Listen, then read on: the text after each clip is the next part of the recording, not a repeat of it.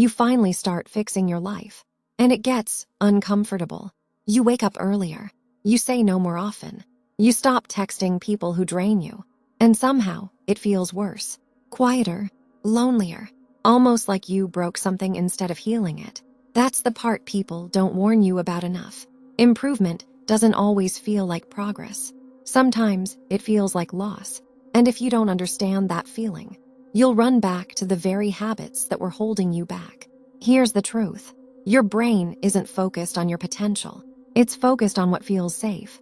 And most of the time, safe means familiar. Even if your old life was chaotic, even if it drained you, it was predictable. And predictable feels safe.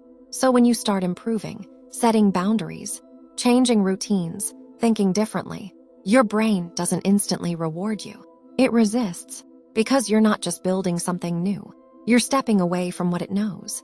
And that shift has consequences. You lose the version of you that knew how to survive in that environment. You lose relationships that only worked under your old patterns. You lose habits that once helped you cope, even if they were slowly hurting you. That's why growth can feel like grief. Not always, but often enough to confuse you. And if you don't recognize it, you'll mistake that feeling for failure. But here's where it gets more complicated. Sometimes, you don't fully want to improve, because improvement changes how you see yourself. And that can be unsettling.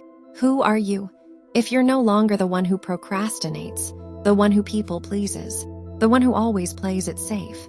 You've spent years reinforcing that version of yourself. Changing it doesn't feel natural at first, so your mind tries to pull you back. This isn't you. This is too much. You were happier before, but were you happier? Or just more familiar with your discomfort? There's a difference. And this is where most people quit. Not because they're weak, but because they misread the signal. They think discomfort means they're doing something wrong, when sometimes it means something is changing. And sometimes it means you need to pay closer attention.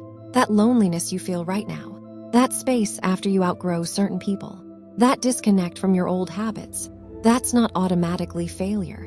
It might be detachment, and detachment often feels like loss before it feels like freedom. But here's the part you need to remember.